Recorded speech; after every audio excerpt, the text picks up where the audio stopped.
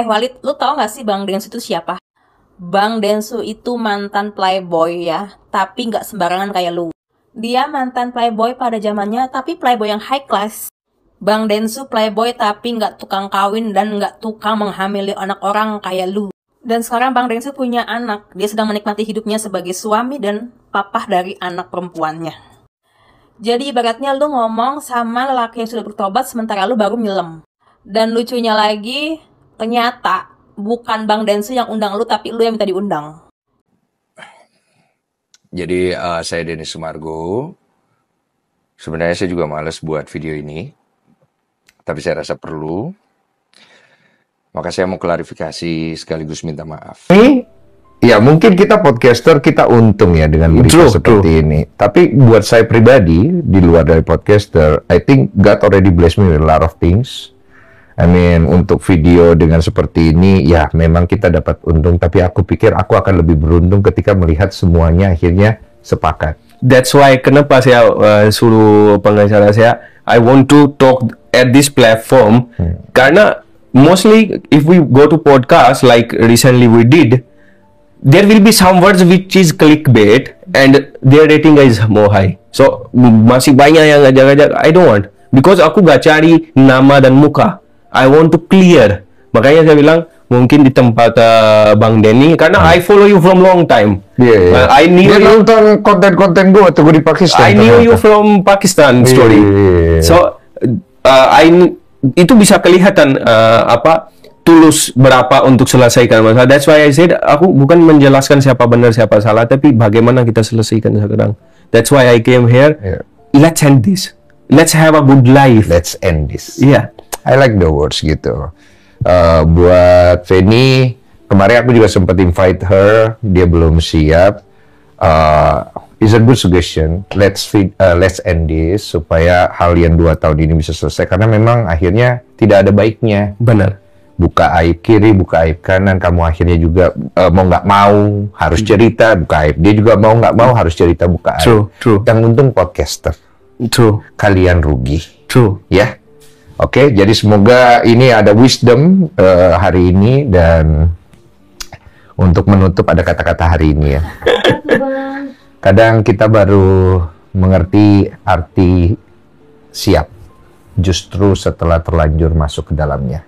Tapi nggak apa-apa, karena siap bukan titik, tapi proses. Surat terbuka buat Walid jilid 2. Lu lucu banget waktu bilang sama Bang Densu begini di podcast. Bang, kita ini kan lelaki punya makanan 2.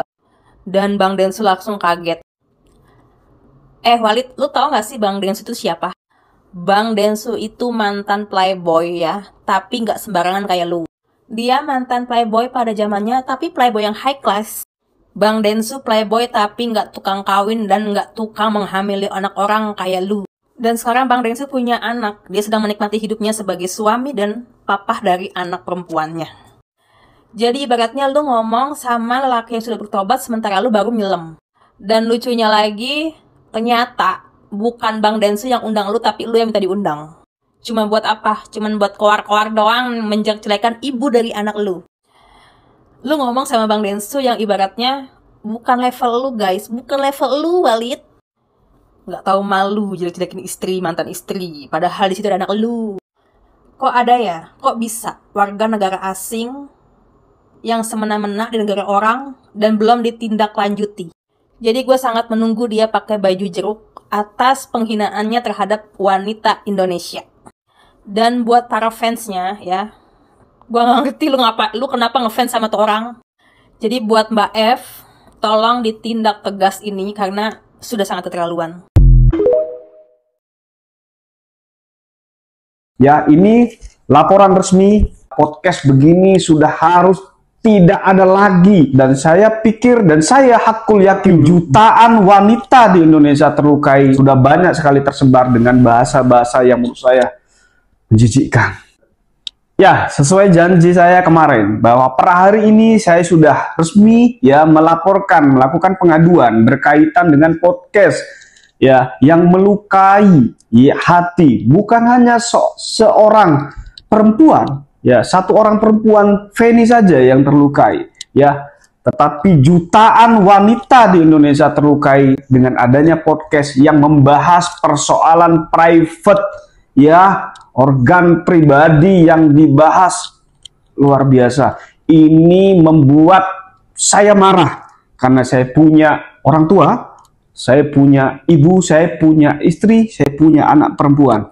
Ya, dan saya pikir dan saya hakul yakin jutaan wanita yang lain di sana melihat podcast ini juga marah. Saya tidak kenal Feni, saya tidak kenal Akas, saya juga tidak kenal Uya Kuya. Tetapi ini bentuk keprihatinan ya saya, karena Uya Kuya inilah anggota dewan, marwah ya, marwah Dewan Perwakilan Rakyat ini ada pada diri saudara karena Anda adalah anggota dewan. Ini melekat sehingga moral dan etika harus selalu dijunjung tinggi. Ya, podcast begini sudah harus tidak ada lagi ya ditayangkan oleh saudara. Ya, ini laporan resmi ya yang sudah saya tayangkan saya kirimkan secara online ya, diterima ya, dan offline juga sudah dikirimkan plus bukti-buktinya. Saya menduga sudah ada editing di YouTube-nya, tetapi video ini sudah tersebar di platform TikTok. Sudah banyak sekali tersebar dengan bahasa-bahasa yang menurut saya menjijikkan.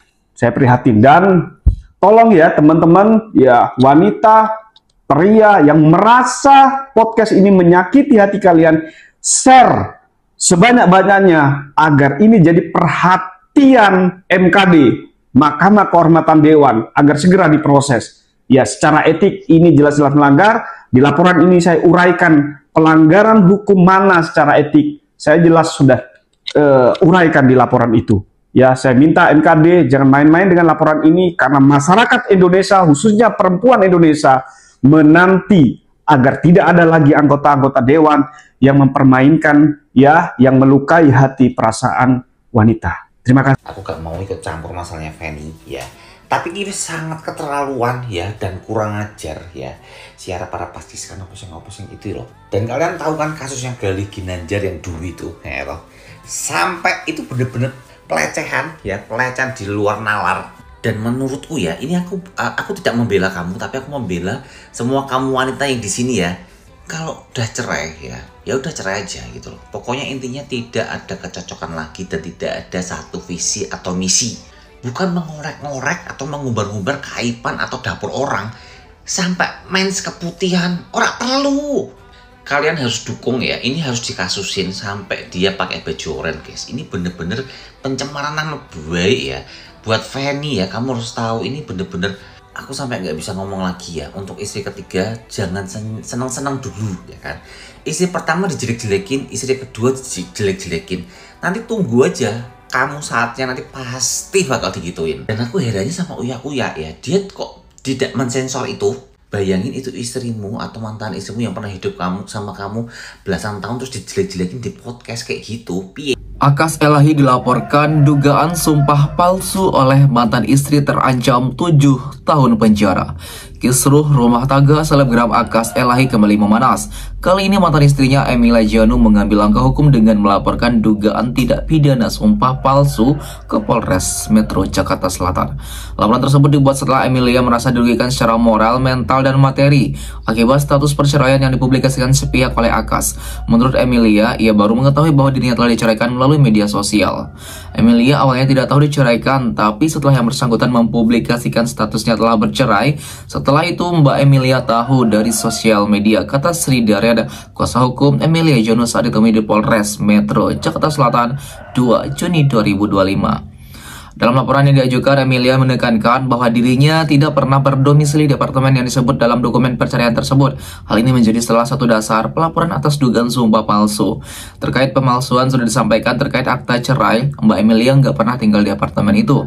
Bukti KTP hubungannya dengan seorang Emilia dengan Jakarta Selatan, apalagi apartemen yang disebut Emilia tidak pernah, ujar Sri Daren. Selama pemeriksaan berlangsung, Emilia menerima sebanyak 55 pertanyaan dari penyidik. Semua dijawab sesuai fakta yang ada demi menguatkan laporannya terhadap dugaan pelanggaran hukum yang dilakukan Akas. Sudah selesai melaksanakan pemeriksaan, Mbak Emilia diberikan 5 pertanyaan. Semua dijawab sesuai fakta. Nanti saksi-saksi mendukung akan diperiksa, tambah Sri Deren.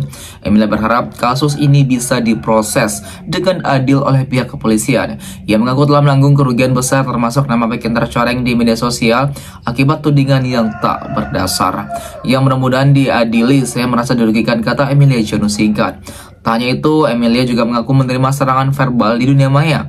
Ia disebut-sebut sebagai wanita tua yang dipaksa menikah dan berbagai fitnah lainnya.